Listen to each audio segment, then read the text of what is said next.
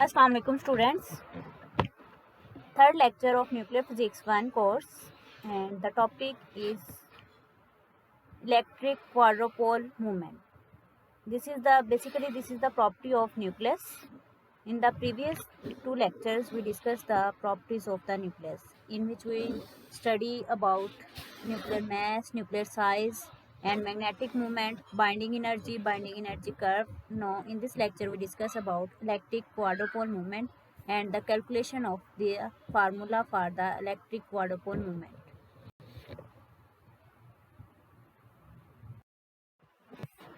सबसे पहले इसका मैं आपको थोड़ा सा कॉन्सेप्ट दूंगी कि हमारे पास इलेक्ट्रिक क्वाड्रुपोल मूवमेंट क्या होती है और ये इससे हम क्या चीज़ जो है वो स्टडी करते हैं, क्या चीज़ ये मेजर करती है उसको, क्योंकि मूवमेंट हम मेजरमेंट को कहते हैं। जैसे मैग्नेटिक डायपोल हमने पढ़ा, फिर मैग्नेटिक डायपोल मूवमेंट हमने कहा कि वो मेजरमेंट करती है उसकी स्ट्रेंथ को, ठीक है, मैग्नेटिज्म की। इसी तरह से ये इलेक्ट्रिक क्वाड्रुपोल होगी, उसके बाद इलेक्ट्रिक क्वाड्रुपोल मूवमेंट जो है वो क्या करती है।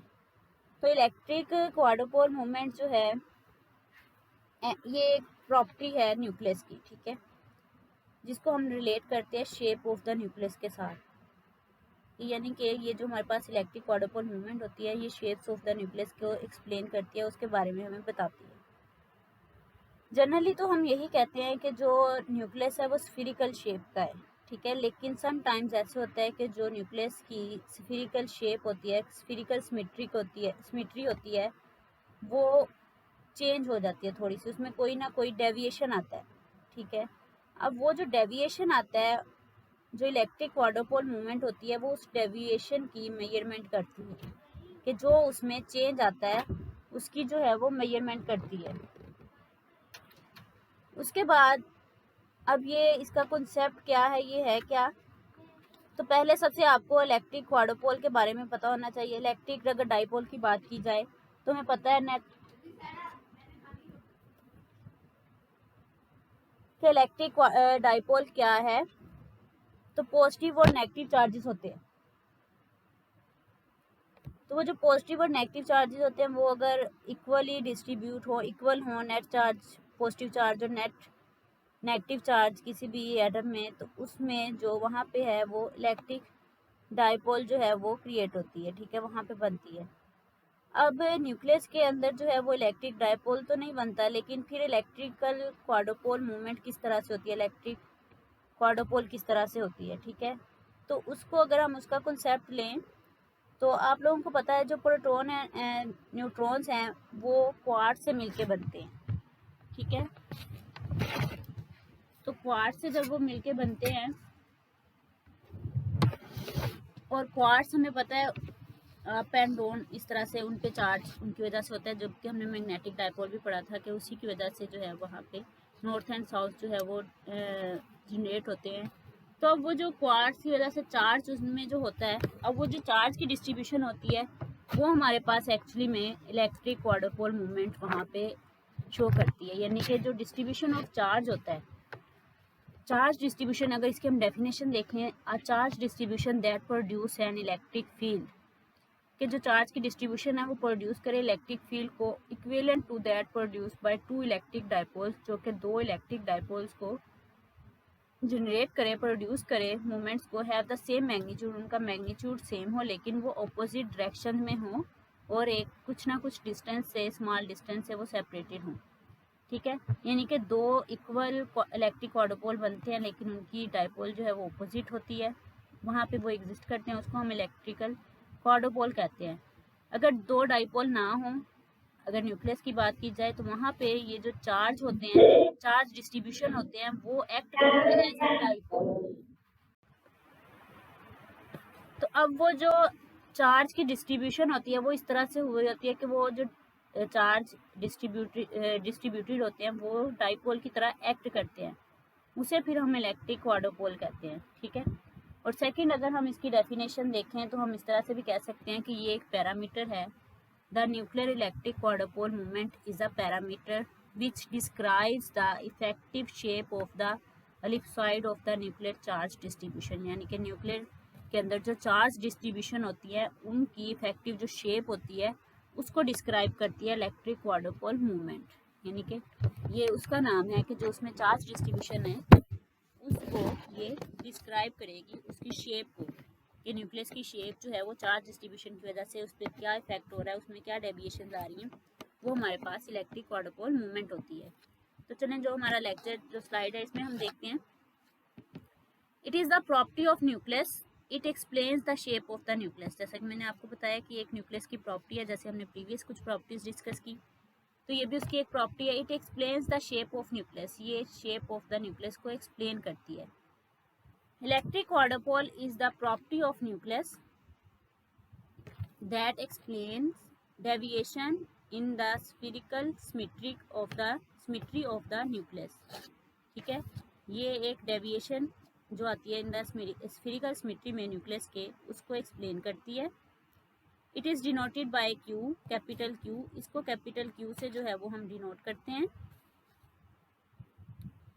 इट इज़ गिवन एज, और इसका फार्मूला क्या है जिससे हम इसको कैलकुलेट करते हैं, तो वो फार्मूला है capital Q is equal to 2/5g into B square minus A square. तो ये आपके पास इसका फार्मूला है। अब ये फार्मूला किस तरह से हम कैलकुलेट कर सकते हैं, इसकी भी कैलकुलेशन हम करेंगे आज के लेक्चर में। तो ये जनरल अभी डेफिनेशन उसकी लिखी है, इसलिए उसके साथ मैंने यहाँ पे उसका फार्मूला जो है वो मेंशन किया है कि क्या इसका फार्मूला है। अब इस फार्मूला में ये जो टर्म्स हैं लिखी हमने, ये किस को डिनोट कर रही हैं, तो जो आपके पास जी है वो आपको पता है एटॉमिक नंबर होता है। ठीक है, यानी कि चार्ज नंबर भी इसको आप कहते हैं, और सेकेंड थर्ड में प्रोटॉन नंबर भी कहते हैं। B square minus A square क्या है? अगर बी स्केयर और ए स्केयर की बात की जाए तो ये रेडियस होते हैं न्यूक्लियस के। अब रेडियस किस तरह से होंगे, यहाँ पे मैं ड्रॉ करके आपको बताती हूँ।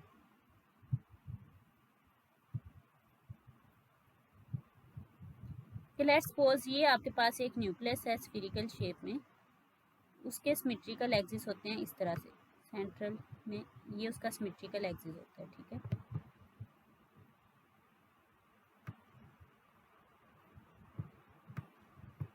ये यहाँ पे लिखा हुआ है। ठीक है, ये सिमेट्रिकल एक्सिस को डिनोट कर रहे हैं। अब सिमेट्रिकल एक्सिस और एक और एक्सिस इसके होते हैं जो कि perpendicular to the symmetrical axis होते हैं इस तरह से सेंटर में। ठीक है, ये perpendicular to the symmetrical axis होते हैं। अब ये जो सिमेट्रिकल एक्सिस का रेडियस होता है सेंट्रल पॉइंट से, उसको हम बी से डिनोट करते हैं। ठीक है, और जो perpendicular to the symmetrical axis होते हैं उसका जो रेडियस होता है सेंटर से, उसको हम ए से डिनोट करते हैं। तो ये किसी भी न्यूक्लियस में रेडियस होते हैं अलोंग द सिमेट्रिकल एक्सिस और perpendicular to the symmetrical axis. Where Z is atomic number, B is radius of nucleus, B जो है वो रेडियस ऑफ न्यूक्लियस है along symmetrical axis, and A is radius of nuclei perpendicular to symmetrical axis, और जो A है वो radius है nuclei का perpendicular to the symmetrical axis. तो ये आपके पास है इलेक्ट्रिक क्वाड्रुपोल मूवमेंट। तो नेक्स्ट हमारे पास इसके कुछ पॉइंट्स हैं। In going from light to heavy nucleus, अगर हम स्मॉल न्यूक्लियस यानी कि लाइट जो न्यूक्लियस है उससे हम मूव करें हैवी न्यूक्लियस की तरफ, तो फिर वहाँ पे क्या होता है, light nuclei have less mass number than heavy nucleus. ये तो हमें पता है कि जो लाइट न्यूक्लियाई होते हैं उनका एटॉमिक मास नंबर जो है वो कम होता है as compare to heavy nucleus. तो इस पर अब इफेक्ट क्या होगा हमारे पास इलेक्ट्रिक क्वाड्रुपोल मूवमेंट का, वो हम देखते हैं एक्चुअली में। The nuclei which have less mass number less than 20, अब ऐसे न्यूक्लियाई जिनका एटॉमिक मास नंबर जो है वो लेस दैन 20 है, in such nucleus as number of protons and number of neutrons are less than heavy nuclei, so their distribution in nucleus is uniform. यानी कि जिनका atomic mass number less than 20 होगा उसमें इस मीन के number of protons and neutrons भी कम होंगे। अगर वो कम होंगे तो वो इक्वली डिस्ट्रीब्यूटेड होंगे, यूनिफॉर्म उनकी डिस्ट्रीब्यूशन होंगी। ठीक है, वो इक्वल होंगे number of protons and neutrons, तो जिसकी वजह से आपके पास जो न्यूक्लियस होगा उसकी शेप भी स्फीरिकल रहेगी, यानी कि चेंज नहीं होगी। जो जनरली हम कहते हैं कि न्यूक्लियस जो है वो स्फीरिकल है, तो वो स्फीरिकल रहेगा क्योंकि उसमें डिस्ट्रीब्यूशन जो होगी न्यूक्लियस में वो यूनिफॉर्म होगी क्योंकि उनका एटॉमिक मास कम है। लेकिन आपको पता है जैसे जैसे एटॉमिक मास नंबर जो है वो इंक्रीज़ करता जाएगा उसमें number of protons and neutrons भी इंक्रीज़ करते जाएंगे, जिसकी वजह से उसमें चार्ज की जो डिस्ट्रीब्यूशन है वो यूनिफॉर्म नहीं रहेगी। ठीक है, तो उसमें एक सिमेट्री नहीं रहेगी। तो फिर इस वजह से उसमें डिफरेंट केसेस आते हैं जो हमने अभी डिस्कस करने हैं कि जो मैस नंबर है अगर इंक्रीज़ करता है, किस डायरेक्शन में वो इंक्रीज़ कर रहा है, उसकी शेप जो न्यूक्लियस की है डेविएट कर रही है, तो उसका क्या नेम होगा, वो सारा हम डिस्कस करेंगे। इसमें आप इस तरह से एक हीलियम का अगर सिंपल एटम लें, तो हीलियम का हमें पता है एटॉमिक मास नंबर क्या होता है 4, प्रोटॉन नंबर होता है 2। तो इसमें 2 ही हमारे पास हमें पता है, 4 माइनस 2 2 नंबर ऑफ न्यूट्रॉन्स, यानी कि 2 आपके पास प्रोटॉन होते हैं, 2 न्यूट्रॉन्स होते हैं। उनकी स्पिन जो है वो एक दूसरे के ऑपोजिट होती है, उसमें जो क्वार्ट्स होते हैं तो वो चार्ज जो है वो इक्वली डिस्ट्रीब्यूटेड होते हैं, यानी कि जो आपके पास न्यूक्लियस होता है वो स्फीरिकल ही रहता है, ठीक है। उसकी शेप जो है वो चेंज नहीं होती, यूनिफॉर्म चार्ज की डिस्ट्रीब्यूशन होती है, यानी कि 2 ही उसमें प्रोटॉन है, 2 ही न्यूट्रॉन है, चार्ज की जो डिस्ट्रीब्यूशन है वो यूनिफॉर्म रहती है। इसी तरह से जितने लाइट न्यूक्लियाई हैं लेस देन 20 मास वाले, उनकी जो यूनिफॉर्म चार्ज डिस्ट्रीब्यूशन होती है वो यूनिफॉर्म होती है। उसके बाद नेक्स्ट हमारे पास है इसका केस 1 और सेकंड, आप इसको मैं हाईलाइट कर देती हूँ, आप इसको स्फीरिकल न्यूक्लियस भी कह सकते हैं, ठीक है। इसको हेडिंग दे सकते हैं केस 1 भी, और स्फीरिकल न्यूक्लियस की जो है वो भी हेडिंग आप इसको दे सकते हैं। अब इसमें क्या होता है एक्चुअली में, आपके पास स्फीरिकल न्यूक्लियस में केस 1 या आप कह सकते हैं spherical nucleus A is equal to B होता है, यानी कि ए और बी जो है वो आपस में इक्वल होते हैं। ये लाइट न्यूक्लियाई के लिए होगा। तो फिर हमारे पास क्यू जो है वो 0 हो जाती है। अब क्यू 0 कैसे हो जाती है, ए बी कैसे इक्वल है, आप देखें जो हमने फार्मूला स्टार्ट में पढ़ा, क्या फार्मूला था, क्यू इज इक्वल टू 2/5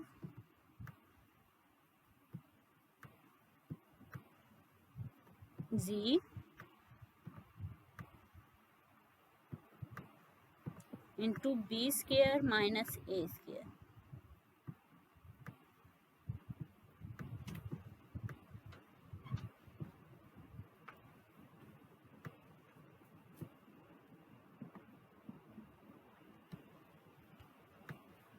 ठीक है।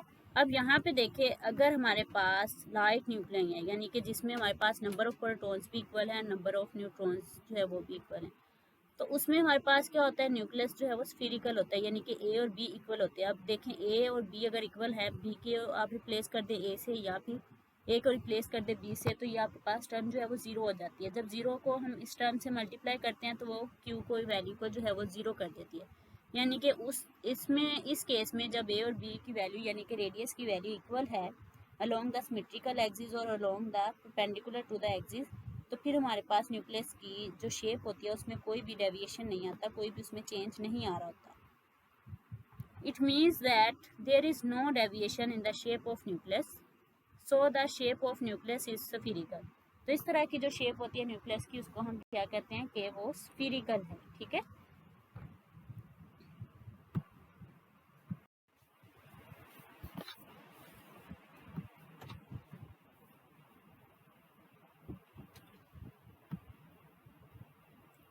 तो केस 2 को आप प्रोलेट न्यूक्लियस भी कह सकते हैं या प्रोलेट एलिप्टिकल न्यूक्लियस भी कह सकते हैं, इसको भी हाईलाइट कर लें। यानी कि अगर आपसे वैसे पूछ लिया जाए, आपको इसको नेम लिख के भी लिख सकते हैं या केस के थ्रू जो है वो भी डिस्कस कर सकते हैं। Going towards heavy nucleus if the charge distribution is not uniform, अगर हम हैवी न्यूक्लियस की तरफ मूव करें तो जो चार्ज डिस्ट्रीब्यूशन होती है वो यूनिफॉर्म नहीं रहती, जैसा कि मैंने आपको बताया, क्योंकि उनके मास नंबर जो है वो इंक्रीज़ होना शुरू हो जाते हैं और उनमें नंबर ऑफ प्रोटॉन न्यूट्रॉन जो है वो इंक्रीज़ होना शुरू हो जाते हैं। And distribution is along symmetrical axis, then in this case B is greater than A. इस केस में क्या होगा कि जो डिस्ट्रीब्यूशन होगी चार्ज की वो अलोंग द सिमेट्रिकल एक्सिस होगी, देन इन दिस केस के बी इज ग्रेटर देन ए आएगा आपके पास। इस केस में जो है बी इज ग्रेटर देन, अब बी ग्रेटर देन ए कैसे आएगा, क्योंकि ये देखिए आपके पास ये जो शेप में चेंज आ रही है लॉन्ग द सिमेट्रिकल एक्सिस जो है वो उसकी लेंथ जो है वो इंक्रीज कर रही है, ठीक है। तो इस अलोंग द सिमेट्रिकल एक्सिस अगर इंक्रीज कर रही है, इस मीन के हमारे पास जो बी था radius along the symmetrical axis वो इंक्रीज कर रहा है, यानी कि ए की वैल्यू में इंक्रीज नहीं आ रही, बी की वैल्यू में इंक्रीज आ रही है। और बी आपको पता है अगर बी की वैल्यू इंक्रीज करेगी तो हमारे पास जो फार्मूले में था B square minus A square था, ठीक है। तो तो बी की वैल्यू अगर इंक्रीज कर रही है तो ज़्यादा में से कम माइनस करेंगे तो वो ज़्यादा ही मतलब ए पॉजिटिव वैल्यू ही आएगी। तो इसलिए जो हमारे पास क्यू की वैल्यू होगी वो ग्रेटर देन 0 होगी, यानी कि वो पॉजिटिव होगी। सेकंड, आप इसको इस तरह से भी डिफाइन कर सकते हैं, when electric quadrupole moment is positive. ठीक है, ये जो मैंने इस तरह से लिखा है इसको आप वर्डिंग में भी लिख सकते हैं कि when electric quadrupole moment is positive the charge distribution along the Z axis या सिमेट्रिकल एक्सिस, यहाँ पे जी रिप्रेजेंट किया, जी भी आप कह सकते हो, जो भी सिमेट्रिकल एक्सिस को नाम दे देंगे उसके अलोंग कह देंगे। Along the z-axis, the shape of the nucleus is saucer. It is called prolate elliptical nucleus. ठीक है, तो इस तरह की जो शेप होगी उसको हम प्रोलेट कहते हैं और इसको हम एलिप्टिकल प्रोलेट एलिप्टिकल न्यूक्लियस भी कह सकते हैं। तो इसको आप हेडिंग भी दे सकते हैं, प्रोलेट न्यूक्लियस। ठीक है, थर्ड हमारे पास जो केस है, if distribution is along perpendicular to symmetrical axis of nuclei, अगर perpendicular to the symmetrical axis हो, यानी कि हमारे पास जो रेडियस ए था उसके अलोंग अगर इसमें चेंज है, यानी कि ये आपके पास जो पंपकिन होता है ना, जैसे कि जिसको कद्दू कहते हैं, उस तरह की शेप आ जाए, यानी कि अलोंग द ए के अलोंग जो है परपेंडिकुलर जो रेडियस है उसके अलोंग इसमें इंक्रीज हो, तो फिर हमारे उस केस में क्या होगा, हमारे पास ए की वैल्यू ग्रेटर होगी, बी की लेस होगी एज कम्पेयर टू ए, तो फिर क्यू की वैल्यू जो है वो नेगेटिव आएगी। नेगेटिव कैसे आएगी, इसको हम ओब्लेट कहते हैं इस शेप को, कि B square minus A square है आपके पास फार्मूला में, तो बी की वैल्यू लेस है, ए की वैल्यू ज़्यादा है, तो हमें पता है कि जो ज़्यादा वैल्यू होगी उस टर्म्स के साथ जो साइन है हम वही यूज़ करते हैं, तो फिर वो नेगेटिव साइन आएगा जिसकी वजह से क्यू की ओवरऑल वैल्यू जो है वो नेगेटिव हो जाएगी। तो इस शेप को हम कहते हैं ओब्लेट, इसको ओब्लेट एलिप्टिकल न्यूक्लियस भी आप कह सकते हैं, और इसकी एग्जांपल में आप पंपकिन भी लिख सकते हैं। ठीक है, तो ये इसके 3 केसेस हैं जिसमें डिफरेंट उसकी सिमेट्रिकल एक्सिस के अलोंग हम देखते हुए वैल्यूज़ को उनको डिस्कस करते हैं कि अगर अलोंग द सिमेट्रिकल एक्सिस है तो हमारे पास बी की वैल्यू रेडियस जो है उसके अलोंग उसकी ग्रेटर होगी तो क्यू की वैल्यू पॉजिटिव आएगी। अगर ए के अलोंग है perpendicular to the symmetrical axis तो फिर हमारे पास क्यू की वैल्यू जो है इलेक्ट्रिक क्वाड्रुपोल मूवमेंट की जो वैल्यू है वो हमारे पास नेगेटिव वैल्यू आएगी। तो यहाँ पर देखिए इसकी कैलकुलेशन जो है, कैलकुलेशन ऑफ क्वाड्रुपोल मूवमेंट्स की हम करना चाह रहे हैं। Consider charge distribution inside nucleus is not completely symmetrical. हम कंसीडर कर रहे हैं कि ये हमारे पास कोई एक न्यूक्लियस है, इसमें जो चार्ज डिस्ट्रीब्यूशन जो है वो सिमेट्रिकल नहीं है। सिमेट्री का मतलब होता है कि इक्वली डिस्ट्रीब्यूटेड हो। अब हम कह रहे हैं कि वो नॉट कम्प्लीटली सिमेट्रिकल, कि वो सिमेट्रिकल नहीं है। The charge of nucleus is not at its centre हो, यानी कि वो जो न्यूक्लियस है उसके सेंटर में आपके पास उसका नेट चार्ज नहीं है, but it is at any point A having coordinates X Y Z and distance R from O. ठीक है, यानी कि हमारे पास लेट्स सपोज करते हैं कि ये सेंटर ऑफ द न्यूक्लियस है जिसको हम ओ से रिप्रेजेंट कर रहे हैं। यहाँ पर जाके एक साइड में कोई पॉइंट ए है, वहाँ पे इसका नेट चार्ज जो है वो है क्यू, स्मॉल क्यू। ठीक है, उसको हमने नेट चार्ज जो है उसकी डिस्ट्रीब्यूशन जो है वो हम चेक करना चाह रहे हैं कि इसकी क्वाड्रुपोल मूवमेंट फाइंड आउट करने के लिए, कैलकुलेशंस के लिए हम कह रहे हैं लेट्स सपोज कि वो जो चार्ज है वो न्यूक्लियस का इस पॉइंट ए पे है नेट चार्ज। तो अब ओ से ए तक का जो डिस्टेंस है उसको हमने स्मॉल आर से रिप्रेजेंट किया है इस डायग्राम में। ठीक है, स्मॉल आर से।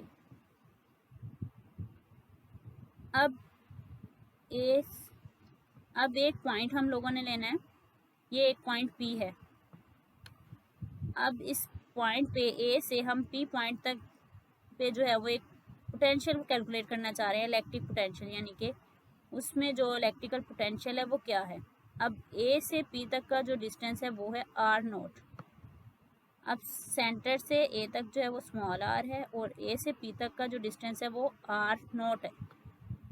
Take a point P on Z axis which is outside the nucleus having distance R. Centre point O से इस तक का जो डिस्टेंस है वो आर है। ठीक है, from the centre O of the nucleus. ठीक है, अब ये हमने एक डायग्राम ली है चार्ज डिस्ट्रीब्यूशन की न्यूक्लियस में, जो कि हम कह रहे हैं सिमेट्रिकल नहीं है। अब कोई एक पॉइंट हम उसके एक्सिस जो है वो ड्रॉ करते हैं, किसी पॉइंट पे, सिंगल पॉइंट पे जो है वो हम इलेक्ट्रिकल पोटेंशियल जो है वो कैलकुलेट करना चाह रहे हैं, जो हमारे पास चार्ज, नेट चार्ज है न्यूक्लियस में उस पॉइंट से उस पॉइंट तक। Calculation of quadrupole movement. The electric potential at P, ये हमारे पास पॉइंट पी है, उसका हमने इलेक्ट्रिक पोटेंशियल देखना है due to charge plus Q at point A, यानी कि ये हमारे पास ए पॉइंट था, यहाँ पे हमारे पास जो था वो क्यू चार्ज है प्लस क्यू नेट चार्ज उसका, ठीक है। Of the nucleus having distance R nought is, ये उसका न्यूक्लियस है जिसका डिस्टेंस जो है उस पॉइंट तक का वो है आर नॉट, ये वाला, ठीक है। अब हमें पता है, हम लोगों ने जो है एफएससी में भी आप लोगों ने इसको डिस्कस किया है और पढ़ा है कि जो इलेक्ट्रिकल पोटेंशियल होता है, ठीक है, उसकी वैल्यू हम कैलकुलेट करते हैं कि वो सिंगल चार्ज के पॉइंट ऑफ व्यू से, सिंगल पॉइंट पे किसी पे आप इलेक्ट्रिकल पोटेंशियल उसका चार्ज का जो है वो कैलकुलेट करना चाहते हैं, तो वो हमारे पास वैल्यू होती है v is equal to Q over 4 pi epsilon not R. यहाँ पे उस चार्ज से जो डिस्टेंस है वो आर नॉट है, इसलिए हमने इसको आर नॉट लिख लिया, बजाय इसके कि हम आर लिखें, क्योंकि आर को जो है वो हमने ओ से, जो सेंटर से उस चार्ज तक का डिस्टेंस है वो हमने स्मॉल आर से डिनोट किया है, और जो हमारे पास उस पॉइंट तक का डिस्टेंस है उसको हमने आर नोट से जो है वो रिप्रेजेंट किया है। इसको हम सपोज करते हैं, ये हमारे पास क्या है, इक्वेशन 1। अब हमारे पास एक अगर तो ट्रायंगल हो तो वहाँ से, अब देखें इसमें हमारे पास जो है वो आर नोट की वैल्यू नहीं है, वो हम कैलकुलेट करना चाहते हैं एक्चुअली में आर नोट की वैल्यू, जो हमारे पास चार्ज से उस पोटेंशियल तक का जो डिस्टेंस है। अब इसकी वैल्यू कैलकुलेट करने के लिए अगर हमारे पास राइट एंगल ट्रायंगल होती तो हम पाइथागोरस थ्योरम लगाते और उससे उस पॉइंट की जो है वो वैल्यू जो है उसकी कैलकुलेट कर लेते। यहाँ पर अगर डायग्राम में आप देखें तो यहाँ पर डायग्राम जो बन रही है वो देखें, ओ ए और पी, ये एक डायग्राम बन रही है आपके पास, ठीक है, ओ ए पी। लेकिन ये राइट एंगल ट्रायंगल नहीं है। राइट एंगल ट्रायंगल का मतलब होता है जिसमें एक एंगल जो है उसका राइट एंगल हो, यानी कि वो इस शेप में होती है कि यहाँ पे जो एक एंगल बन रहा होता है वो राइट एंगल होता है, यानी कि 90 डिग्री एंगल होता है।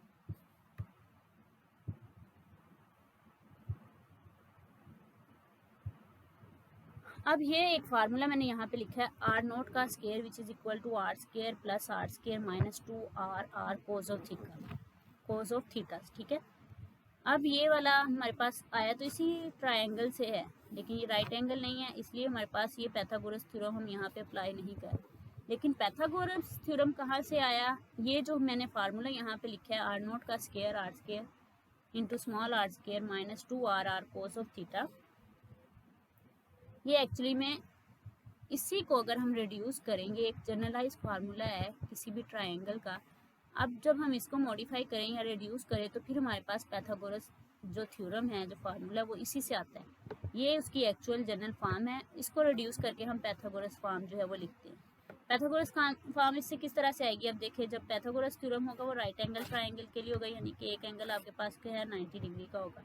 अब जब cos 90 की वैल्यू पुट करेंगे 90 डिग्री की, तो वो आपके पास कोस जो है वो 90 वो ज़ीरो होता है, तो ये वाली टर्म जो है आपके पास वो सारी जो है वो ज़ीरो हो जाएगी, ठीक है, ज़ीरो हो जाएगी। तो फिर आपके पास ये फॉर्म रह जाएगी आर नोट का square which is equal to are square plus r square, ठीक है, जो कि आपको पता है कि हाइपोटेन्यूज का square which is equal to base square plus perpendicular square, इस तरह से होता है। तो ये जनरलाइज फॉर्म है, इसको रिड्यूस करके हम पाइथागोरस थ्योरम जो है वो बनाते हैं। यहाँ पे अब राइट एंगल नहीं था, इसलिए हमने minus 2r r cos of theta लिखा। आज इस इक्वेशन में से हमने क्या करना है, अब ये आर नोट स्केयर है लेकिन हमें आर नोट की वैल्यू चाहिए। अब ये स्केयर है तो इसको हम क्या करेंगे, स्केयर रूट लेंगे, लेकिन स्केयर रूट लेने से पहले आप क्या करेंगे, इसमें से आर स्केयर जो है ये वाला उसको आप कॉमन ले लें, ठीक है। इसको साथ साथ आप करें, कॉपी पे यही फार्मूला लिखें, तो आर स्केयर इसमें से आप कॉमन लेंगे, आर नोट का स्केयर इस साइड पे आ जाएगा आपके पास, which is equal to are square जब आप कॉमन लेंगे तो ये आपके पास इस टर्म में है आर स्केयर फर्स्ट में, तो आपके पास उसके रिप्लेस करके 1 आ जाएगा, प्लस सेकंड टर्म में नहीं है तो वो उसकी डिवीजन में आ जाएगा, r square over capital r square. Minus 2 r, एक आर है आपके पास कैपिटल आर, वो कैंसिल हो जाएगा उससे, और एक आर जो है वो आपके पास डिवीजन में आ जाएगा, -2r/r capital r cos of theta. तो ये टर्म आपके पास आ जाएगी। अब हम जानते हैं कि हमें ये आर नोट स्केयर की वैल्यू आई है, हमें चाहिए आर स्केयर आर नोट। तो हम क्या करेंगे, इसका बोथ साइड जो है वो आप लिखेंगे taking square root on the both side. तो ये स्केयर जो है वो स्केयर रूट से कैंसिल होकर आपके पास आर नोट आ जाएगा, which is equal to capital r, ये आर स्केयर था, ये भी स्केयर रूट लिया तो ये आर आ जाएगा कैंसिल होके।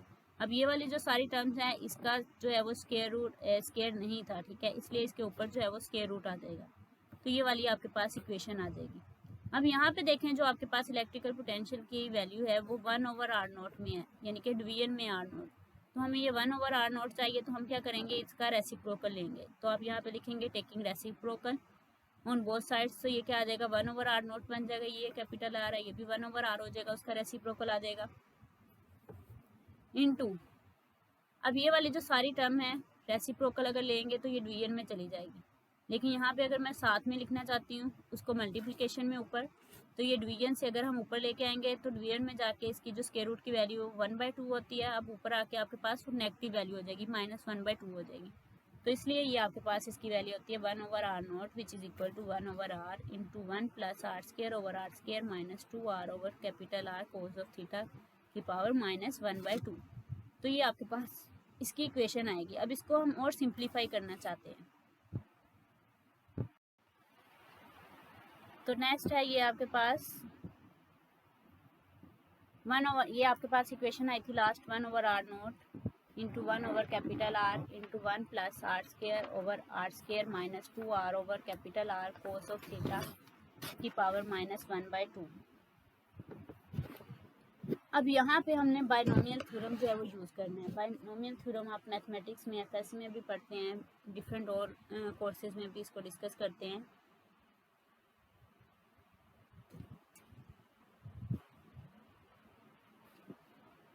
जी स्टूडेंट्स, आप में से कोई बताएगा बायनोमियल थ्योरम क्या होता है?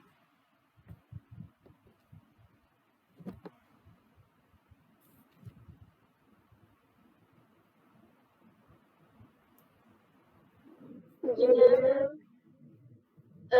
भी हमारे पास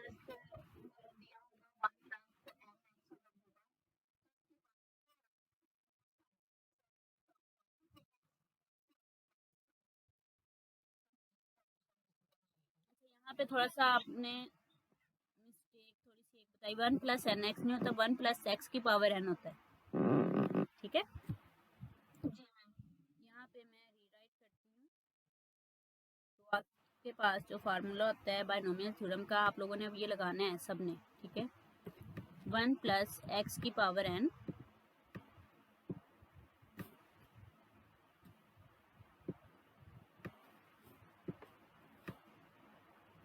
which is equal to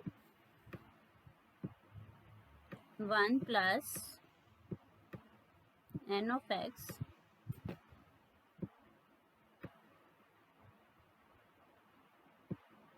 plus n into n minus 1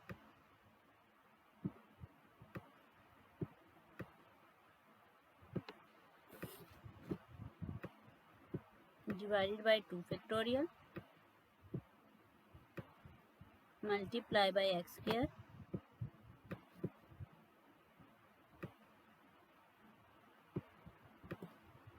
plus n into n minus 1 into n minus 2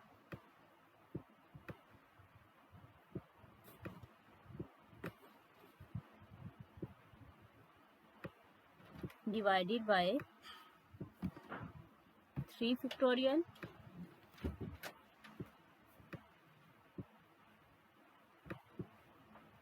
x into x cube।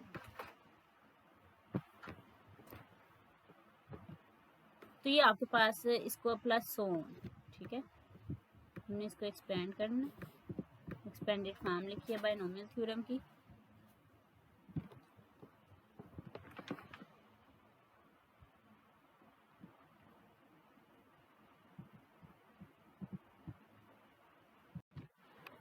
तो यहाँ पे बायनोमियल थ्योरम को आपने यूज़ करना है। अब यहाँ पे मैं आपको सेपरेट कर देती हूँ, आप अपनी कॉपीज़ पे लिखें, इसको साथ साथ करें।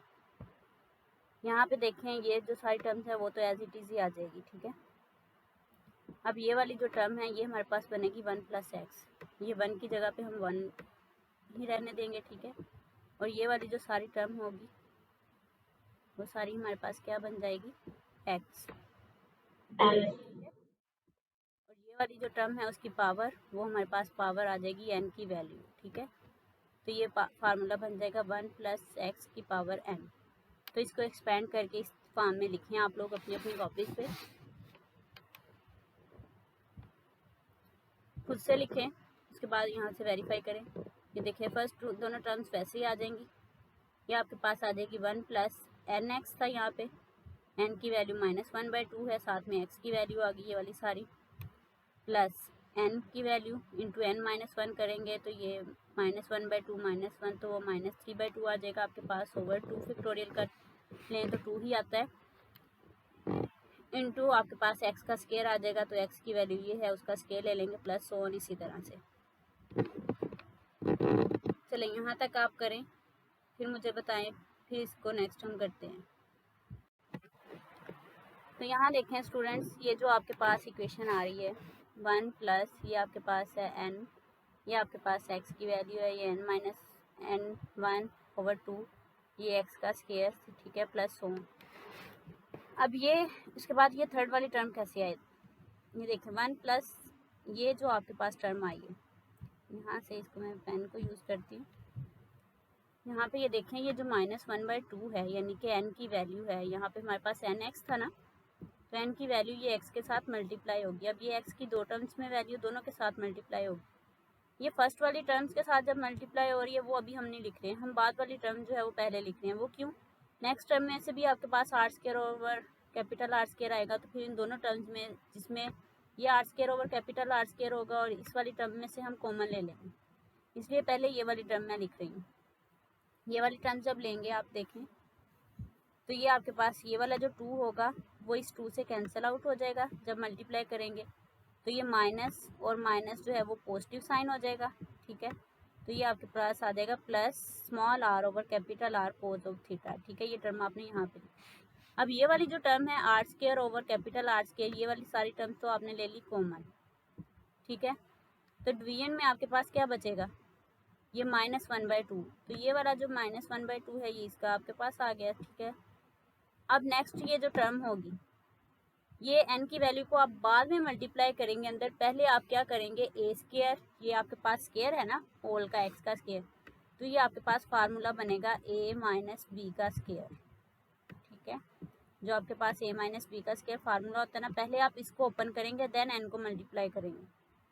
तो ये वाला फार्मूला जब ओपन करेंगे तो ये आपको पता है वो आपके पास क्या किसके इक्वल होता है, a² + b² - 2ab, a² + b² - 2ab, ठीक है। तो इसको पहले जो है वो आप ओपन करें, देन फिर n की वैल्यू जो है वो आप मल्टीप्लाई करें, तो फिर इसकी जो एक टर्म होगी जिसमें r² ओवर कैपिटल R² होगा वो आप कॉमन ले लेंगे, तो आपके पास टर्म में रह जाएगा 3 cos² ऑफ थीटा ओवर 2, ठीक है। तो ये 2 डिवीजन में था, वो आप एलसीएम लेंगे तो दोनों की टर्म्स को एक कंबाइन कर लेंगे, तो ये आपके पास इस तरह से टर्म आ जाएगी। तो ये वाला जो स्टेप है वो आप करके देखें, इसको ओपन करें पहले फार्मूला को, देन n को मल्टीप्लाई करें, तो एक इक्वेशन आपके पास ये पूरी आएगी। उसके बाद ये इक्वेशन 2 आपके पास आनी चाहिए। ये जो थर्ड वाली वैल्यू हो वो भी इसी तरह से नेक्स्ट एक टर्म इसमें से हम लेंगे, अगर क्यूब वाली आपके पास आ रही है ये नेक्स्ट वाली टर्म में से आएगी, फिर नेक्स्ट उसमें से एक टर्म लेंगे उसमें क्यूब वाली आएगी जिसमें ये x³ आ जाता है, सॉरी x³ आ जाता है, तो वो दोनों टर्म्स में से भी आप r³ over capital R³ common लेंगे तो आपके पास ये वाली टर्म आएगी।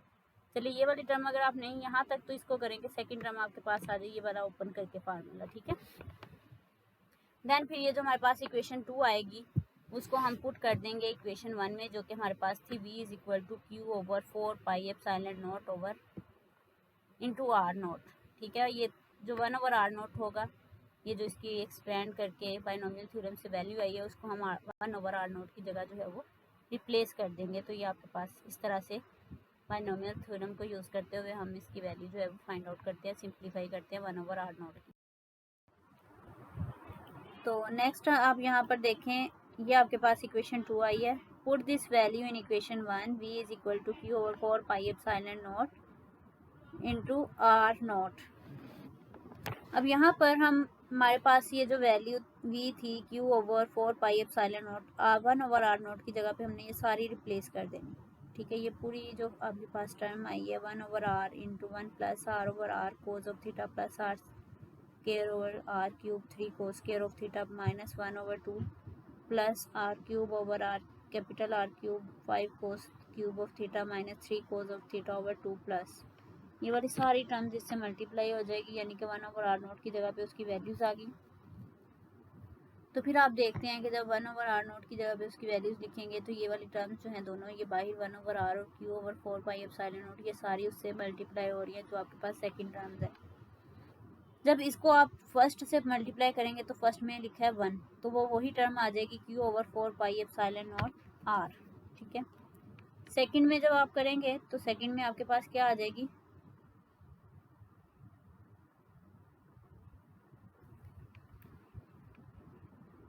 ठीक है, जो आपके पास ये आपके आ जाएगी q r over 4 pi epsilon not r square cos of theta plus. अब जो थर्ड टर्म्स आपके पास जो आ रही है, फर्स्ट टर्म जो आपके पास आए, इसके बाद एक नेक्स्ट स्टेप एक टर्म और मैं यहाँ पे लिख देती हूँ क्योंकि हमें जो है रिक्वायर्ड क्वाड्रुपोल मूवमेंट्स है, तो वो मैं अभी आपको बताती हूँ कि उसी टर्म्स को भी आपने यहाँ पे मेंशन करना है। तो वो आपके पास क्या आएगी, ये आपने फर्स्ट से मल्टीप्लाई किया 1 से, फिर इससे, अब नेक्स्ट इस टर्म से जब आप मल्टीप्लाई करेंगे तो वो आपके पास क्या आ जाएगी 1 over Q over 4 pi epsilon not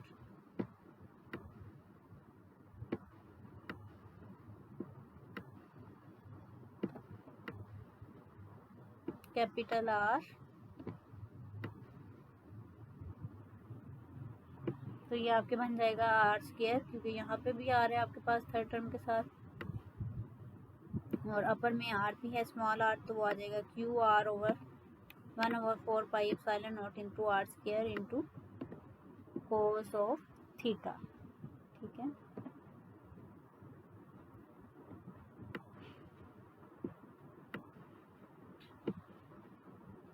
sorry, cos theta वाली तो q r over r square, cos of theta वाली हमने लिख लिया, हमने थर्ड टर्म लिखने हैं r square over r square. ठीक है, तो ये आर क्यूब बन जाएगा यहाँ पे into 3 cos of theta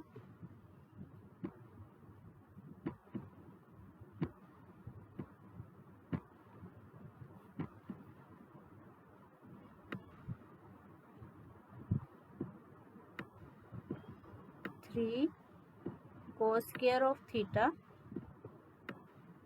minus 1 over 2। ठीक है, ये वाली टर्म आएगी थर्ड आपके पास।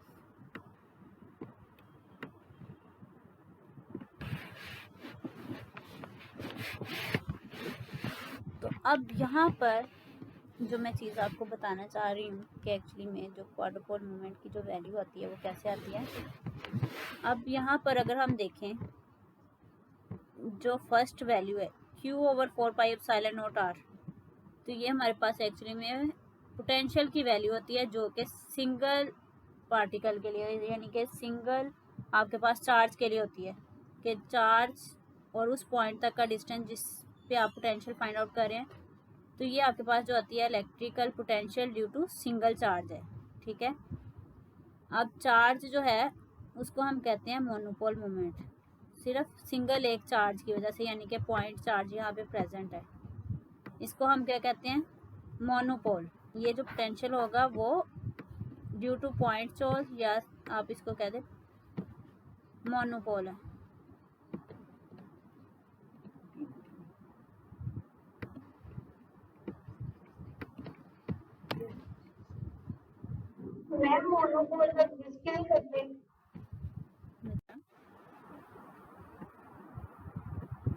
ये वाली जो है ये है डाइपोल मोमेंट की वजह से, यानी कि दो आपके पास यहाँ पे जो है, ये जो आपके पास है 1 ओवर 4 पाई एप्सिलॉन नॉट, ये आपके पास एक कोफिशिएंट, ठीक है। ये जो सेकंड है Q R cos of theta, ये उसकी डाइपोल मोमेंट को शो कर रहे हैं, ठीक है। यानी कि सेकंड आप इसको कह सकते हैं Q R cos of theta जो है वो चार्ज मल्टीप्लाई बाय जो उसका डिस्टेंस होता है कंपोनेंट का अलोंग द जी एक्सिस, यानी कि जो आप पॉइंट चार्ज के पॉइंट ऑफ व्यू से आप ले रहे हैं उसको आप यहाँ पे लिखते हैं, प्लस ये फर्स्ट टर्म सिंगल चार्ज का पोटेंशियल, ठीक है। अगर ये इतनी टर्म्स सेपरेट कर दें तो ये जो Q है ये मोनोपोल मोमेंट को शो कर रही है। इसी तरह से सेकंड में अगर हम करें कि 1/4 pi epsilon not r square जो है डिस्टेंस, उसमें नहीं हम लेके आएंगे कि ये सेकंड है, डाइपोल मोमेंट की वजह से आएगी, potential due to dipole moment की वजह से, ठीक है।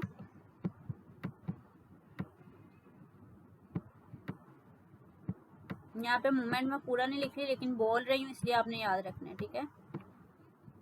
चले यहाँ पे लिख दें, ये डाइपोल मोमेंट है। डाइपोल मोमेंट का फार्मूला होता है general 1 Q R cos of theta. अगर हम यहाँ पे थीटा की वैल्यू 0 पुट करेंगे तो 1 आ जाएगा, यानी कि क्यू आर आ जाएगा, ठीक है। कोस 1 हो जाएगा। डाइपोल मोमेंट हमारे पास क्या हो जाएगा, q are, product of charge and distance between the charges, दो चार्जेस के दरम्यान में जो डिस्टेंस होगा और ये मैग्नीट्यूड ऑफ द चार्ज। आपने डाइपोल मोमेंट पढ़ा ना, क्यू आर या क्यू डी के इक्वल होती है, तो इसमें Q R cos of theta होता है। स्पेशल केस में जब रिड्यूस हो जाएगा क्यू कोस की वैल्यू 0 होगी तो ये आपके पास आ जाएगा। तो ये सिंगल चार्ज का पोटेंशियल है, क्यू उसका मोनोपोल मोमेंट हो जाएगा। ये सेकंड पूरी टर्म जो है वो डाइपोल मोमेंट का है पोटेंशियल, और ये वाली जो आपके पास जो है वो डाइपोल मोमेंट है। प्लस इसी तरह से अगर थर्ड टर्म में जाएं तो उसमें 1/4 pi epsilon not r cube, ये हम सेपरेट कर लें तो हमारे पास क्या आ जाएगा, q are square 3 cos square of theta -1/2। तो ये आपके पास आ जाएगी, ये पूरा जो है टर्म वो आ जाएगी क्वाड्रुपोल मोमेंट का पोटेंशियल, और ये आपके पास क्वाड्रुपोल मोमेंट आ जाएगी, जो कि मैं इसको सेपरेट कलर से यहाँ पे शो करूँ तो क्यू आर स्क्वायर, ये वाली जो साइड टर्म है ये क्वाड्रुपोल मोमेंट आ जाएगी, ठीक है। अब इसको हमने यहाँ पे थोड़ा सा रिफ्यूज किया, ये अब यहाँ पे इस तरह से इस टर्म में कैसे चेंज हुई, ठीक है। कि अगर हम लेट्स सपोज करें कि जी की डायरेक्शन में, तो हम किस तरह से करते हैं। आपके पास एक ट्रायंगल थी जो मैंने आपको बताई थी ओ ए पी, ठीक है, ओ ए पी, जो स्टार्ट में हमने डायग्राम में पढ़ी थी। ये वाला हमारे पास उसमें डिस्टेंस था आर, ठीक है, और ये वाला हमारे पास था पॉइंट पी तक अगर हम ले जाएं उसको फाइंड आउट करने के लिए, हम लेट्स सपोज कर लें तो ये वैल्यू उसकी जो है वो जी है, उसकी बेस जिसके साथ एंगल बन रहा है जी एक्सिस था, ठीक है। तो यहाँ पे अगर हम कोस थीटा की वैल्यू देखें उस इक्वेशन में, तो कोस थीटा आपके पास किसके इक्वल आता है, हमें पता है कि कोस थीटा जो होता है वो बेस ओवर हाइपोटेन्यूज, तो यहाँ पे बेस जो आपके पास होगी वो है जी, ठीक है, और जो आपके पास हाइपोटेन्यूज होगा वो था स्मॉल आर, ठीक है। तो ये आपके पास कोस थीटा की वैल्यू आ जाएगी जी ओवर आर, ठीक है, क्या वैल्यू आ जाएगी, जी ओवर आर। तो ये जो आपके पास मैंने लास्ट में इक्वेशन लिखी है ये वाली, यहाँ पे अगर आप करें पुट वैल्यू, अगर यहाँ पे मैं ये इक्वेशन लिखूँ, ये आपके पास क्या आ जाएगी, क्यू आर स्क्वायर इंटू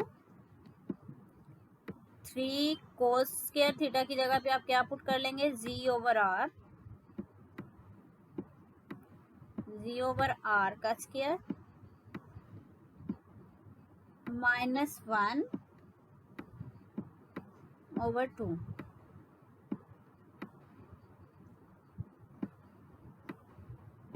तो ये इक्वेशन आ जाएगी। इसको फर्दर वेरीफाई आप करेंगे तो ये आपके पास बन जाएगा जी स्क्वायर ओवर आर स्क्वायर -1। तो यहाँ से आप एलसीएम लें, आपके पास आर स्क्वायर आ जाएगा, उसको आप डिवीजन में जब आप लेके जाएंगे तो ये जो आपके पास आर स्क्वायर है वो आपके साथ कैंसिल आउट हो जाएगा, तो आपके पास टर्म बन जाएगी Q3Z² माइनस R² ओवर 2।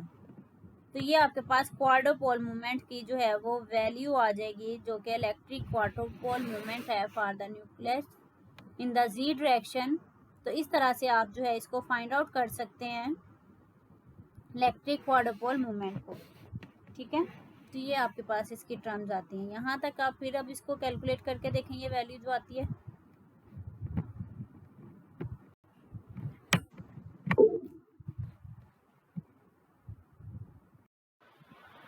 जी स्टूडेंट्स, ये तो था हमारा आज का टॉपिक, जिसमें हमने डिस्कस किया इलेक्ट्रिक क्वाड्रुपोल मूवमेंट्स को, उसके डिफरेंट केसेस देखे, यानी कि उसकी डिफरेंट शेप्स जो कि उसको एक्सप्लेन करती हैं, और उसकी वैल्यू को, उसका फार्मूला हम किस तरह से डिराइव करते हैं, कैलकुलेट करते हैं, उसको हमने देखा और कैलकुलेट किया।